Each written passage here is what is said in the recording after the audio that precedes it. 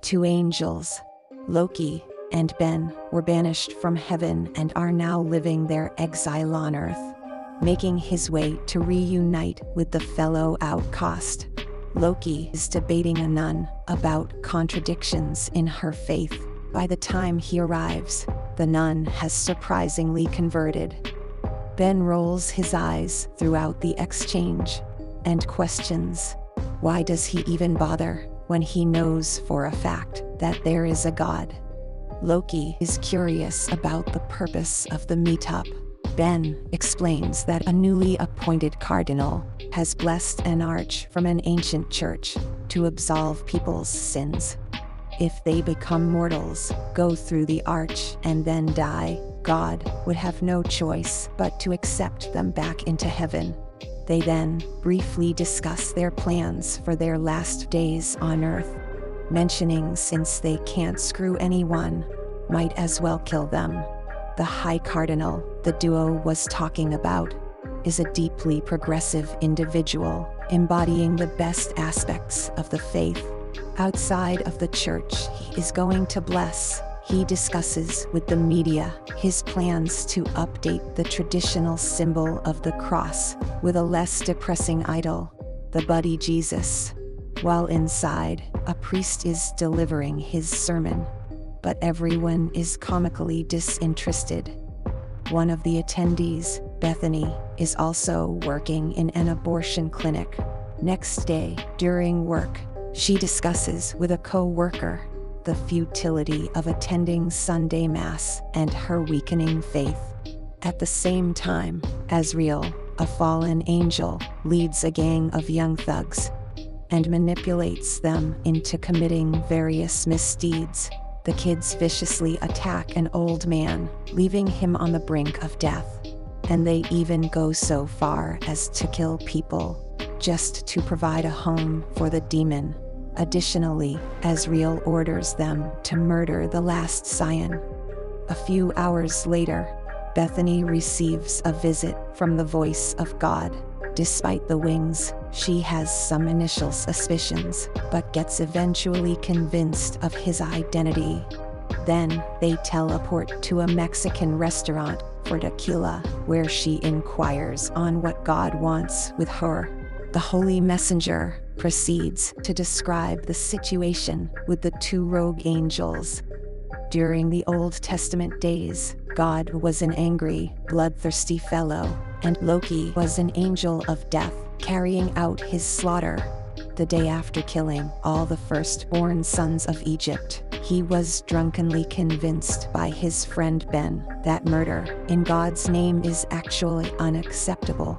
As a result of his insolence, it was decreed that neither of them would ever be allowed back in paradise. He adds that if they do manage to re-enter, God would be proven fallible, causing existence to be destroyed. Therefore, God chose her to be his scion and go on a holy crusade against them. Bethany raises her grievances with God, particularly regarding her inability to have children. But he counters that these are only petty grudges, and that this is an opportunity for Bethany to be a mother to the whole world. He also reveals that a couple of prophets will be helping her. A few minutes later, Bethany gets attacked by the kids working for Azrael. But Jay and Silent Bob, the prophets Snape mentioned, come to the rescue. Meanwhile, the angels are getting ready for their killing spree. Loki complains about missing his flaming sword, pointing out a gun doesn't have that same wrath of the almighty edge on it. Following that, Bethany is buying Jay and Silent Bob dinner. The prophets initially misunderstand Bethany's intentions and believe she is offering sexual favors in payment for their help. However, she clarifies that they have been chosen by God and must go to the church in New Jersey. Despite their reluctance, the duo eventually agrees to join her quest after receiving a bribe. But hardly had they started driving when their car broke down. At the same time, a bus heading to New Jersey passes by, with Loki and Ben among the passengers. A disagreement arises between the two regarding whether a man is an adulterer. Ben is proven wrong, so Loki pulls out a gun and executes the sinner. The duo pick up their journey on foot. Bethany is still stranded with the prophets after getting frustrated with Jay hitting on her and talking nonstop. She decides to ditch the mission, but suddenly, a naked man falls from the sky. The man introduces himself as Rufus, a student of Christ, and casually joins the group before urging to start walking and continue with their mission. Azrael's underlings are keeping a close eye before opening a portal in space and disappearing into it. Afterward, they report to the demon that Bethany has made contact with the prophets and the apostle, which prompts him to send the shit demon Golgothan. Back to the team, the new member confirms that he is the 13th apostle, who was left out of the Bible for being black. His contributions went unnoticed, and he was martyred by being stoned to death. The gang then heads to a nearby strip club, where Rufus introduces Bethany to a trans muse named Serendipity.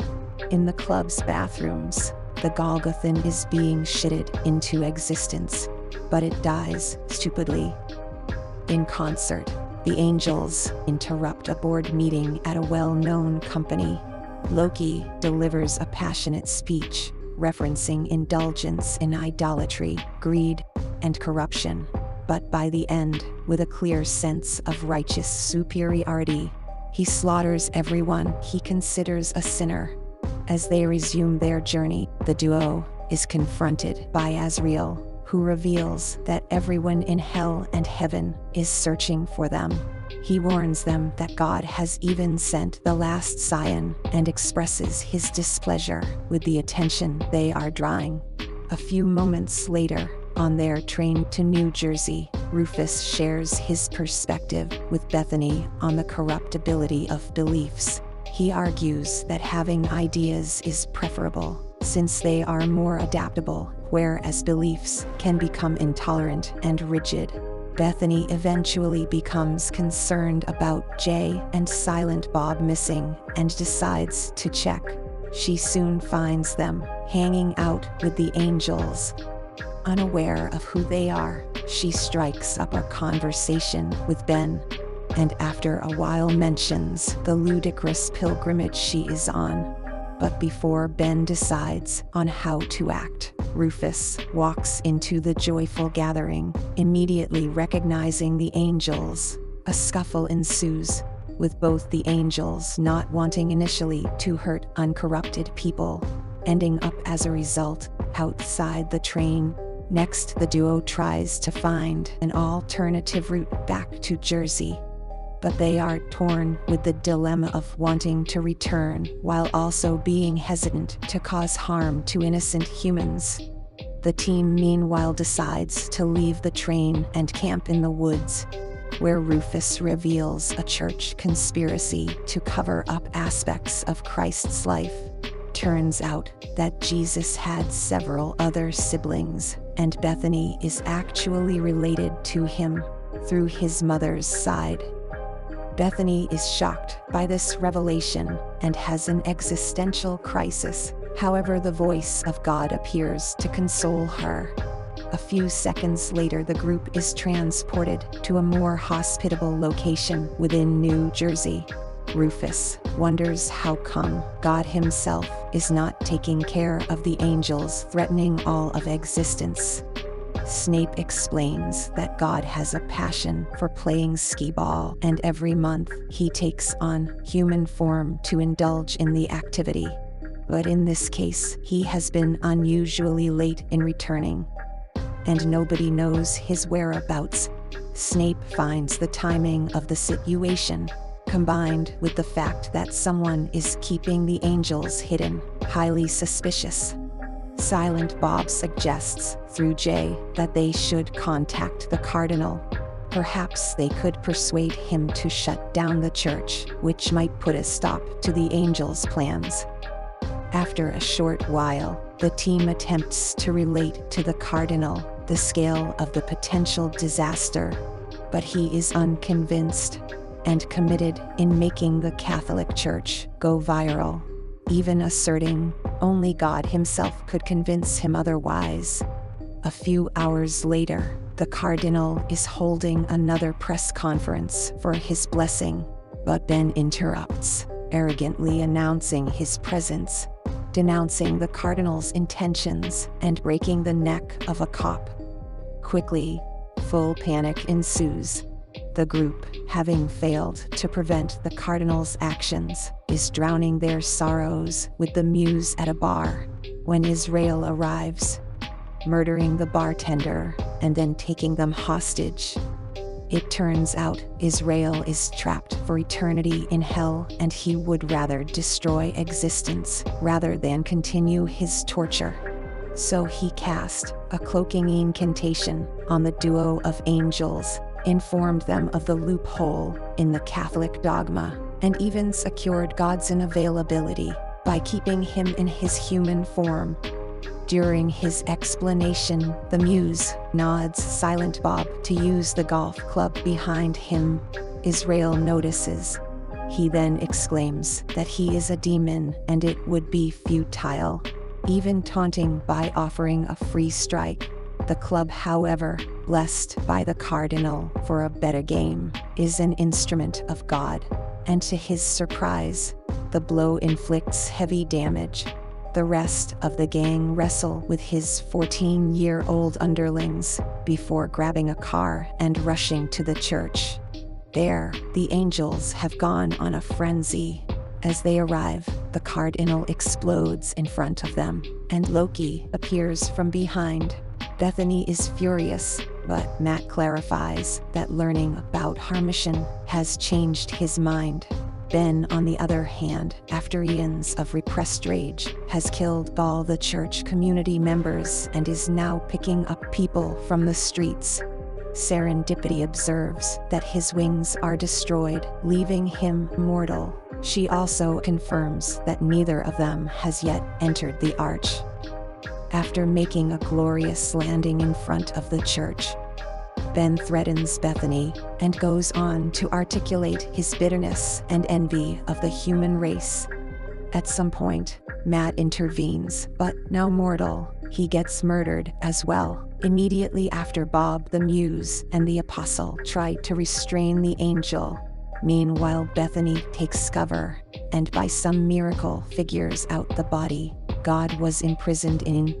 As Ben approaches the church and is about to enter, God intervenes, revealing herself to be a woman, and making Ben's head explode just by speaking.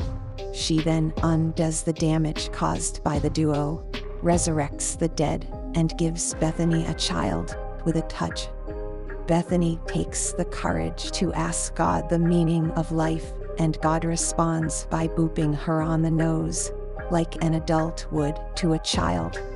Finally, the entities depart, while Bethany's child becomes the last scion.